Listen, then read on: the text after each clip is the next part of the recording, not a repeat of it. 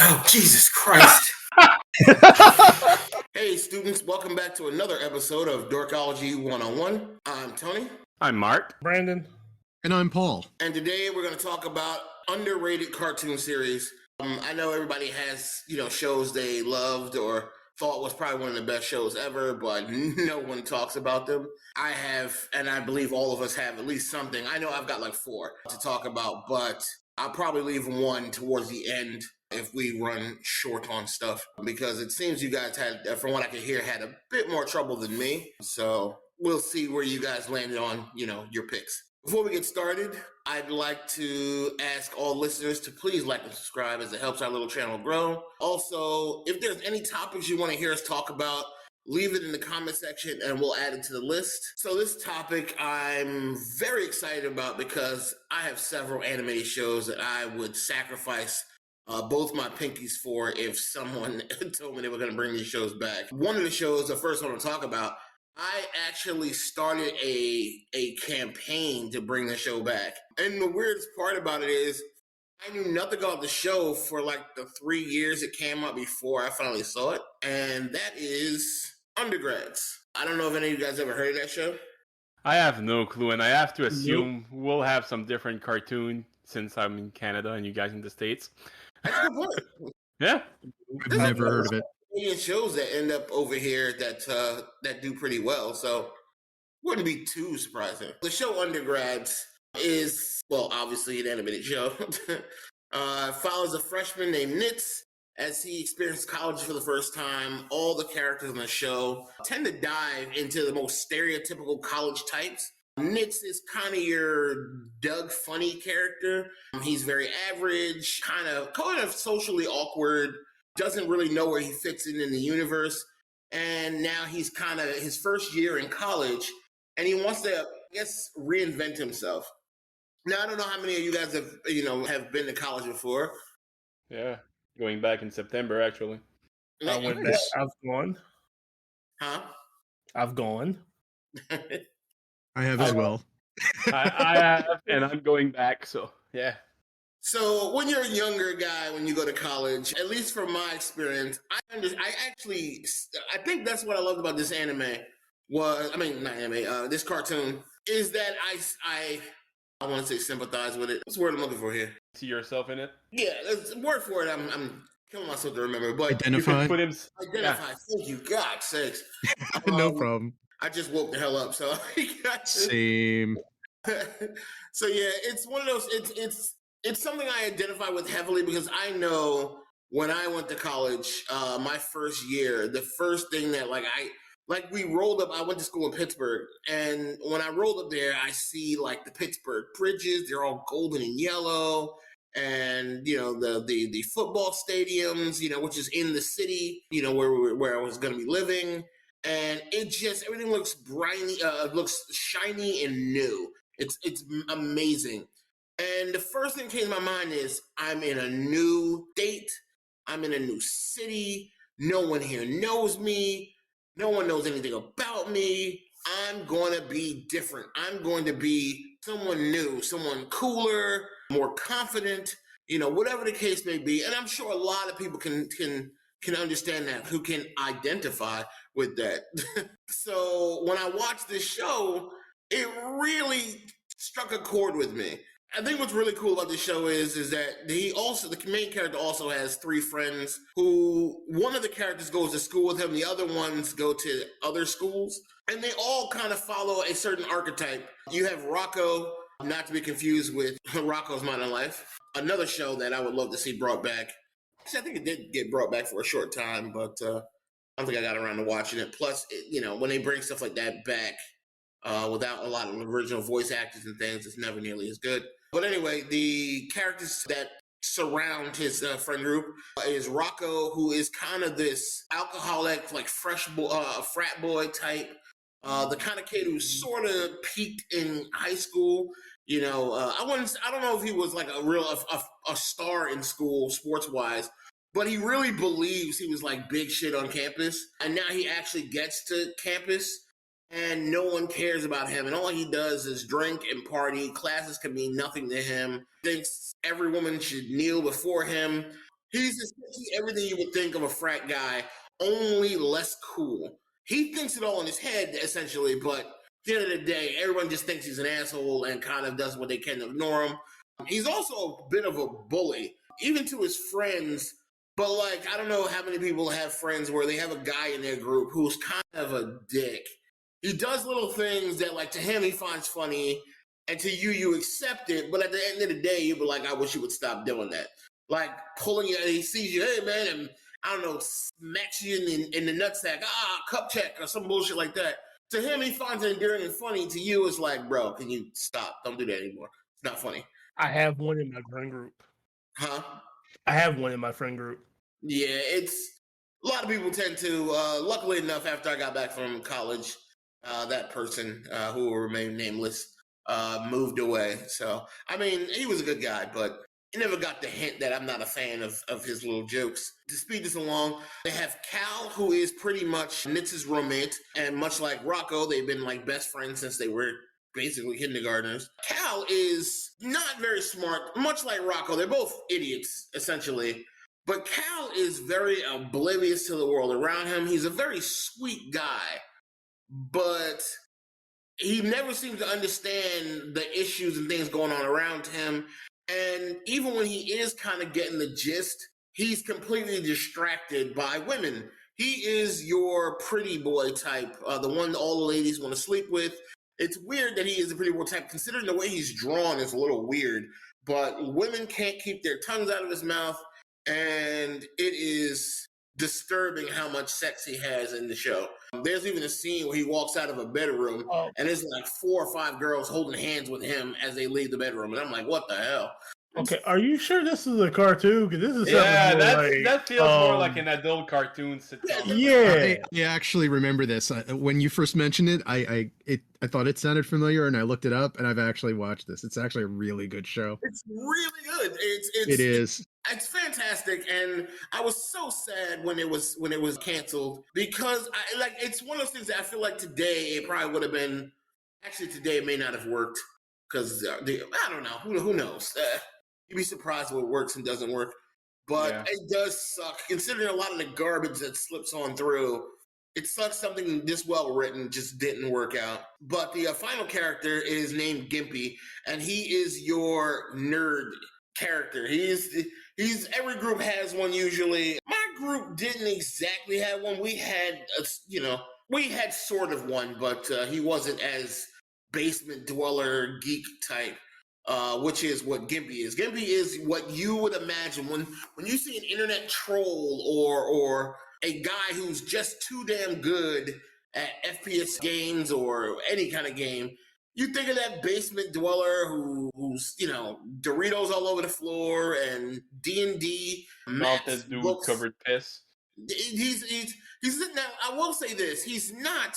I'd say he's more of a basement brainiac than he is just like a Dorito covered Mountain Dew lipped loser type. He's very smart. So smart that he goes to school at, I forget the name of his school, but he goes to a different school for geniuses. Imagine your Caltechs or your MITs or whatever.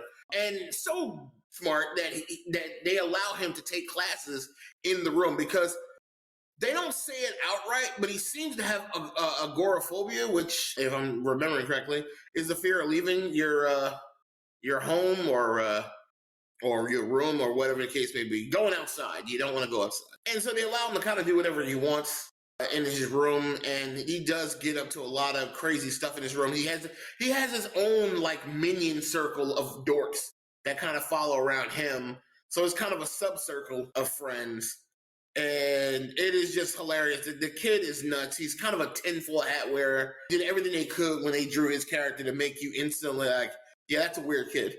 Yeah, it's a wonderful show. If you haven't seen it, everything I list here, if you haven't seen it, I really urge you to give it a shot. It's funny as hell. I'll let one of you guys take the next one. Well, I'm going to talk about a show that I used to watch as a kid. So there's no one leaving room with 5 girls in their hands. And from what I've seen and read earlier today, it's a Canadian show that was only broadcast in French part of Canada. So none of you guys heard about it. and it's now translated in English also. But it's Martin Mystery. Martin Mystery. Let me look that up. They use a similar art style to Japanese anime, first of all, and it shows. I'll say, was this the knockoff Scooby Doo I've heard about? Yeah, to some degree. Actually, yeah, it does sound like Scooby Doo to some degree. Like you follow Martin, Diana, or what's her name? Diana, yeah, Diana's stepsister, and Java the caveman that they rescued in the past. But the artwork seems similar. Yeah, they based another show out of that one called Zona X that only released in Italy. But you follow these guys, they fight paranormal thing because they work for the center and they have to report to Mom. That's her abbreviation. Like the boss is called Mom. So did they make Totally Spies? Sorry? Did the creators of that show make the show Totally Spies? No, he didn't. Okay. The guy who created that show is an Italian named Alfredo Castelli. So for some weird reason, he made a French show. And yeah, the guy made. You follow these three guys, like they fighting supernatural being and such. Like the Java the caveman is there and scared of technology. He has technophobia. It's a running gag through all the show. The guy, Martin, tried to save the day all the time by doing stupid stuff. A bit like the main guy from Jujutsu Kaisen will do. Like, he will just go. And Diana, his stepsister, will be the smart brain and try to figure everything out. Oh, it's a stepsister. Okay. Yeah, sadly, she never got stuck in the washing machine. But, yeah. Help me, bro. Oh, I won't help you, but Java the caveman will. Oni-chan, what are you doing? I can't with all of you right now. I'm stuck in the washer. I'm trapped in the washing machine, but like it's just one hand stuck in there. Like it's not even Why? it's actually a parody of that I found absolutely hilarious. Yeah, I found that parody at some point too, I think. It seems like a real Scooby-Doo-esque show. Yeah, it is. It was really great. It was one of the main reasons why I woke up when I was a kid, just to watch it. Oh my goodness, this is definitely one of those goofy shows you look back on like, I really watched this. Yeah, exactly. Yeah. Like the guy who made that show, basically, like I don't want to say it like this, but everything he does fails. Lord. Everything he does. I think you're gonna say he went bankrupt. I was like, Jesus. No, probably is. He probably went bankrupt and he loses everything he has. Like the guy, everything he does fail. He tried to reboot that series, but only in Italy, and it failed massively. Jesus Christ. Yeah, it aired for 3 seasons with because of low people watching it. But my God, yes, you were right, man. Totally Spies. Martin appears in the crossover episode of Totally Spies. I knew. Yes, he does. Look at this. I mean, I didn't really watch the show, but when I saw the artwork, it reminded me of Totally Spies. Yeah. See, I'm telling you. But how do you go from that show to making Totally Spies? And yes, I have watched it. Really similar. There's few cartoons that have that kind of art style that I've seen. I've watched a stupid amount of television. So, oh my God, yes, Totally Spy. Oh my God, I remember that one now. Yeah. That was a good show. Yeah, it was. Probably where I start watching Magical Girl anime because of it. Oh, well, there you go. I bet it is. I bet it is, actually. And the other cartoon that I have, I had to search, believe me or not, like 2 days just to find it again because I could not remember the name. And it's Dragonflies. And fly with a Z at the end. Oh God. That actually sounds familiar. Yeah, I don't know what it was about the Z instead of S thing back in the 90s, but it was everywhere. Yeah. The Z made it sound cooler. Yeah.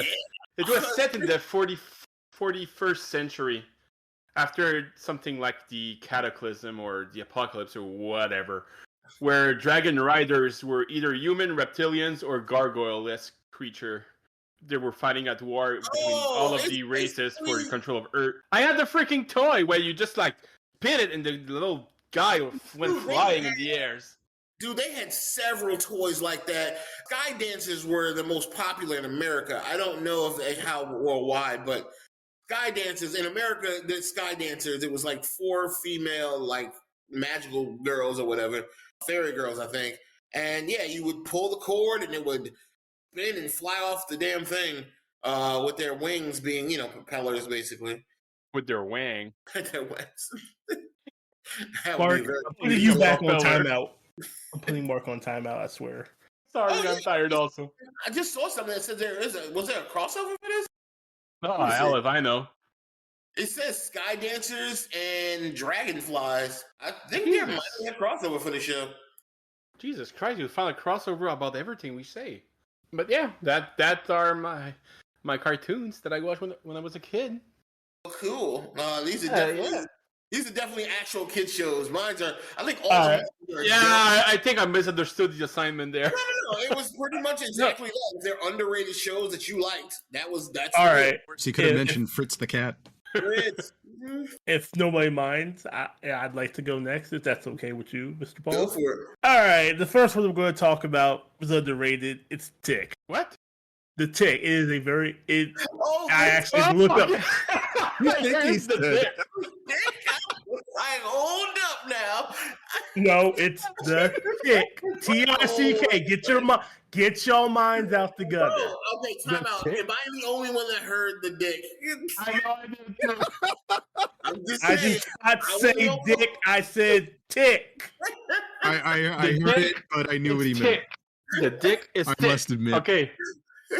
Oh my god, I hate all this. What's funny to me is I was looking at the screen at the sky, the dragonflies thing, and then I heard so I like was the dick, and I like looked as if I was on camera, like what? Well, I don't know for you guys, but this episode goes for the PG-18. This one.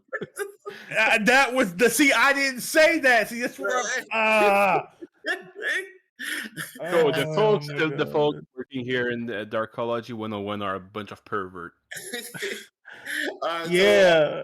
But yeah, the Tick is one show I never got into because I wasn't a big fan of the live action show, which is funny because I love the actor who does the what's his name, Patrick Wahlberg, I think. Yeah, he was also the voice of everything.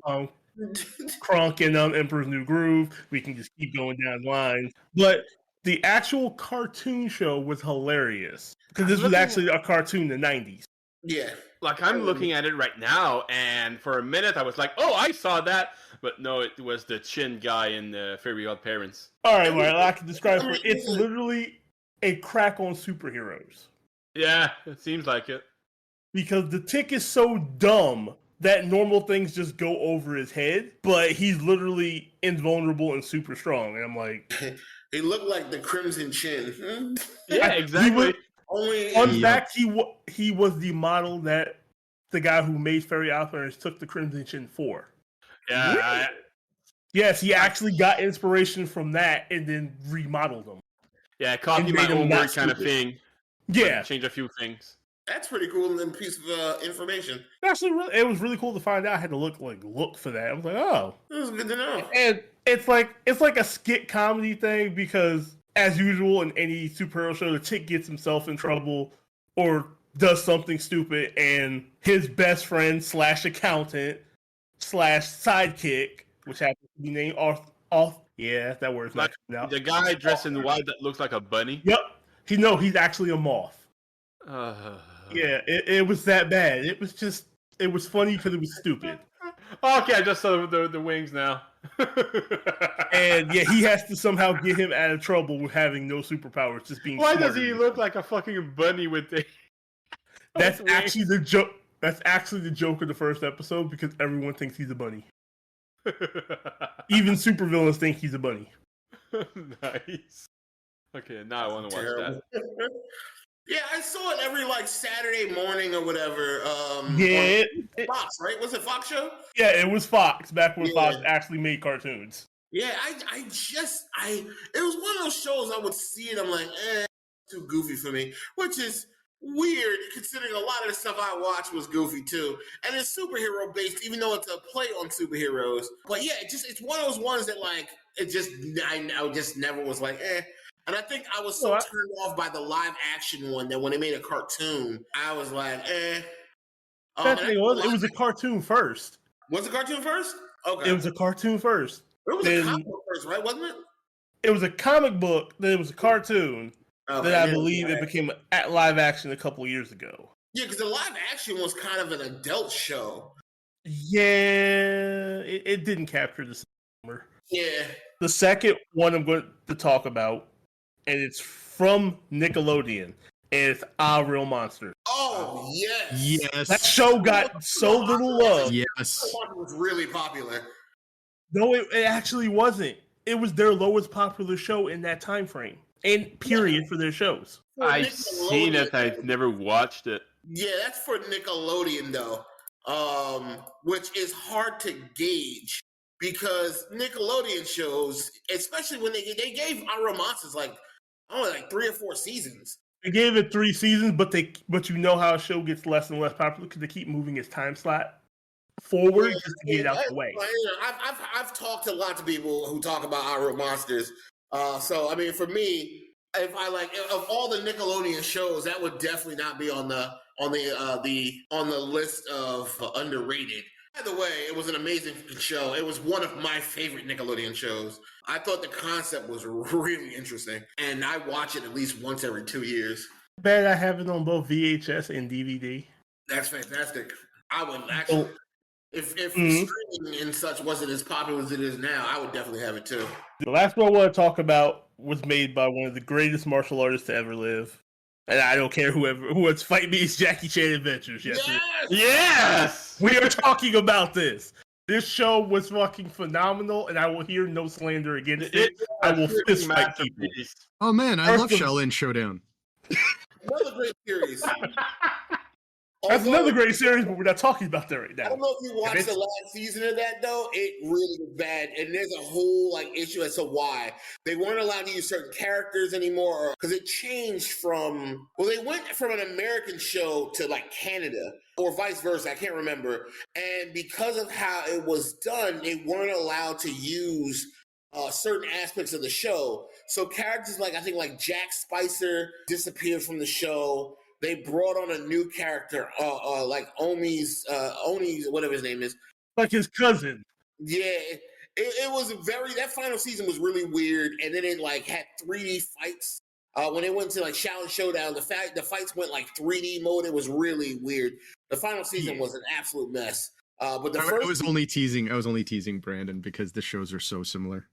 I know. But Jackie Chan, they're nothing alike with each other. Stop. We're not going to do that because Jackie Chan had a special place in my heart. I agree. That show was great just because Jade was a typical kid that just was going to fuck shit up. I would have choked Jade. If she was my niece, I'd have choked her. No one would ever found her. Okay, excuse me.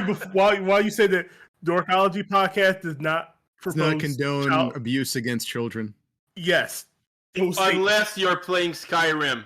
Fuck that kid in the first village. Jackie Chan Adventures is actually on my list too, so you're not the only one. I'm sorry. I didn't mean to take something off your list, sir. No, it's fine. I got others. It was a great show. It did actually take kids around the world. It showed kids different parts of the world and showed Chinese mythology sort of to kids so they learned something. Agreed. Across the board. And Jackie Chan had deep hands in it too, which was great. Yep. I better hope so since the show is named after him. About the show. He had deep hands and he was giving people hands. Yeah. These hands were rated E for everyone. He didn't want anything done. There was nothing he didn't approve about the show. So it was definitely everything. He said he loved it. He would have loved to be able to voice over the characters, but they did put him in reading letters at the end of episodes, which was really cool. Which was awesome. Yeah, I remember loving the uncle and even Jade. I think. One more thing. Yeah, those are the jokes I have in French because I watched in French. He was always yelling that. What? He was always yelling, I'm not done talking. He's like, je n'ai pas fini! All right. Cringy, like old guy voice, and it was beautiful. So the last one I can bring up, which was like my personal favorite, the only reason I got Cartoon Network in my house, and I had to advocate for that back in the day, I'm very interested. was Courage the Cowardly Dog. That's one of those shows. Another one. Like, it's weird. It's one of those shows that I never watched, but then I sort of watched periodic. Like, it's one of those shows where you had nothing to do and it was on in the background and you like watched it, know the show, but not enough to be like, I watched it for real. Well, for me back in the day, I was a kid. And I've always, even to an adult, I was always into horror and scary stuff. I was the kid who watched Are You Afraid of the Dark when it first came out. And was like, great show. Was great. And then to come out to find out that technically Courage the Cowardly Dog was technically in limbo the entire time. There's actually 2 or 3. Fan theories. I believe he's in limbo, and that's just messed up. But yeah, this is the very last one I'll talk about, and I'll give up, and it's be Freakazoid, and that's it for me. Yes. Which one? Wait, what was it? Freakazoid. Yes. And when it comes to shows animated shows that I thought just never got the shake they should have got, that one is always on a list. It is the pinnacle of wonderful shows. It's basically Deadpool. Pretty much what it is. It's Deadpool, but PG. I guess the best way to put it. Like, it's to the point I know the entire theme song by heart. And sing it regularly. I even have it on my. I don't know what that is at all. It's one of those shows that came. This is a show that came around with the Animaniacs and the forget what else. It was Animaniacs. It was Historia. It came on like for us. It was Channel 11, which was the WB. Yeah, but I believe it was made by a famous director. He directed E.T. I just can't think of his name right now. Spielberg. Thank you. What's the name again? Freakazoid. Yeah, there was a series of different shows that kind of tied into each other in a strange way. Not all of them are the same. Like you said, there was like Historia, In the Brain, Animaniacs. Yeah, okay. I'm looking at pictures right now, and like I seen the character before, but it was not a character that was available in my region when I was a kid to watch on TV. Yeah, the main character was kind of like Jim Carrey from The Mask. Yeah. Like, he was a normal kid that, unfortunately, things happened with him and the internet, and yeah, Freakazoid was born. His name was Dexter. Yeah, he gets sucked into the internet and gains. Yeah, it actually never made any sense to me, actually, now to think about it. But he's sucked into the internet. Literally, the theme song explains everything about him, and I think that's why I love it so much. Like how he got his powers and everything, which I think is another aspect of why it's just really funny. But it makes no sense. Sucked into the internet, cyberspace, and gets powers that have nothing to do with the internet or anything like that. Very strange. Now that I think about it, as I look back on cartoons as from a kid's standpoint, you see that they didn't age well for stuff like that, like the reason why they got powers and such. I remember watching Cyber Samurai Super Squad or something like that. Like, he got sucked into the internet finding dial-up monster in the motherboard. I still believe that show should have been bigger than Power Rangers. No. They did get the anime out. The SSS Gridman is based on that. Yeah. Oh, okay. Yeah, it's basically Gridman. All right, we're gonna go way, way back for this one. I can almost guarantee you guys haven't seen it. Ant might have seen. This is a show from like 1985, 1986. Jace and the Wheeled Warriors. I actually saw that. It has like one of the best intro music of, and it bothers me because like you don't have cartoons that have such good. Dude, I was not even alive. I was not even born when that show came out. And apparently it was developed by J. Michael Straczynski, who created Babylon 5 later. I didn't know that.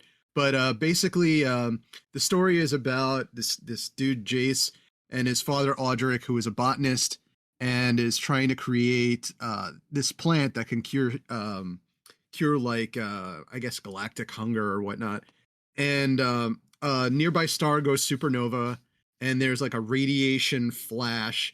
Apparently Audric's fine, like the radiation doesn't affect him, but it affects his plant, and they somehow gain sentience and turn into the mega minds. And And this show was really like way out there because the Megaminds could turn into like these vehicles for some reason. I don't know. It was like it ended up becoming like Mad Max in space. My Kids God, love it. I'm For looking at kids. pictures. Like I'm looking at pictures, and it reminds me like the crap that Nintendo pulled out with the CDI Legend of Zelda cartoon. The vehicle and Jason the Wheeled Warrior, like alive or something. No, the enemy Why do vehicles. they have a face? The bad vehicles are alive because they're actually like the Megaminds, the plants that for some reason can change into vehicles. I Oh have no idea. my God! They suddenly develop complex parts and can roam around on planets. Yeah, they have flywheel and camshaft on them. I mean, 80s producers were bumping coke left and right, so I'm not surprised. Yeah. That's what we're gonna do, Tony. It was the Wild West of cartoons, my friends. It was a glorious time. Honestly, we Electric should Brigade and do a yeah. watch party at some point of that. I mean, to be fair, the creator of South Park did say they got really high and thought that up, so Eh, I can see that. sometimes you need a little inspiration. You got anything else on your list? All right, the next one is a classic. Everyone's heard of this show. Anyone who's a geek has heard of this show. Dungeons and Dragons. Yeah. Yes. An early isekai. These kids get sent to another world where Dungeons and Dragons are real. Uh-huh. I loved this freaking show. I could watch it over and over again. And apparently, I want to tell you that I've seen it, but I can't. apparently they're doing a remake. It was a really Yeah. good show. It was not released in Canada. I think it's It gonna was be a so live good. action. Are they doing a live action? I it's heard gonna they're be a live doing one action based remake. on the original cartoon. Yeah, it was a really good show. The kids were your standard kids. I think that's what I liked about it. Like they were just geeky. I don't want to say geeks because they didn't feel. Some of them were geeky, but like they were just your normal average basement kids. Yeah, the wizard. The wizard was the resident nerd. Yeah. Yeah. But the rest of them were just like friends who are just regular, kids, just being kids, and they get, isekai to another, to another world. They live now in a fantasy world of Dungeons and Dragons, and it was a cool show. I never watched all of it. It's not one of those shows I could say like, I finished it from start to finish. But a lot of these kids shows, I don't think a lot of people can say they like watch the Yeah. first. No. episode. I haven't seen No. all the episodes of any of these. Yeah, usually when you can say that is when you went back later in life, especially streaming wise or whatever. It was like, oh, I want to rewatch this. But honestly, a lot of these shows trying to rewatch them as adults is impossible. Like, a lot of the stuff you were willing to bypass as kids, you cannot bypass now as an adult. And one more that I want to sneak in. Captain N the Game Master. Never heard of it. Never heard that Loved name. that show too. Another isekai style where a gamer gets sent into another world and becomes Captain N, the Game Master. You've got characters from Mega Man, Kid Icarus, Castlevania. So good. Jesus. That was a 90s show, wasn't it? It was like early 90s, I think. 89 to 89. 91. Yeah. 3 seasons. Oh my God. So glad someone else knows that show. And the primary villain was Mother Brain from Metroid. Oh, Really? my God. Oh my God! Why have I not found this before? What? Yeah, I've never heard of this show. You guys not heard of this? I have my never heard of God. that show. Yeah. it was Brendan, let's wild, do a man. watch party someday. Facts. Yeah, It was- a freaking it was live on a Twitch live party. goofy-ass show, but it was awesome. No, we can't do a Twitch live party because we're cracking down on that stuff. You could probably do a watch party through Discord. No, you You can could. definitely do it on the Discord. I've done it a lot with other Discord groups I'm a part of. But yeah, I definitely would be 100% down to watch a bunch of, and obviously not the entire like season of the shows, but like A a few bunch episodes of at- old. Huh? We could watch like a few episodes at a time. Yeah, I would love to do that. Like watch a handful of each, like one of these crazy ass like shows, and kind of just crack down on them, how ridiculous they are. I think it would be really funny. But anyway, I think that's all we've got. As always, man, fellas, I love having you guys on, and we putting together these shows. Why don't you tell them where you can be found online? You can find me on Twitch, TikTok, Hover, Facebook, YouTube, and Twitter at LeonardX44. You can find me on Twitch, YouTube, Twitter, Facebook, Xbit, Xpad, basically everything in American Blackout. And you can find me on Twitch, Twitter, Facebook, any of the major sites, YouTube at either ELEMWIZ, that's Elemwiz, or Elemwiz Gaming. As always, you can find me on Twitch, Twitter, and YouTube, obviously. I've said this before, and I'll say it again. I am working on a Discord channel. And once I do, I will be announcing where you can find that. So I look forward to seeing you all back again next week for another episode of Dorkology101. Every episode usually drops on Friday. Sometimes we drop a little earlier if it's something more, something we want to touch on quickly. But look forward to at least once every week. And with that, class dismissed.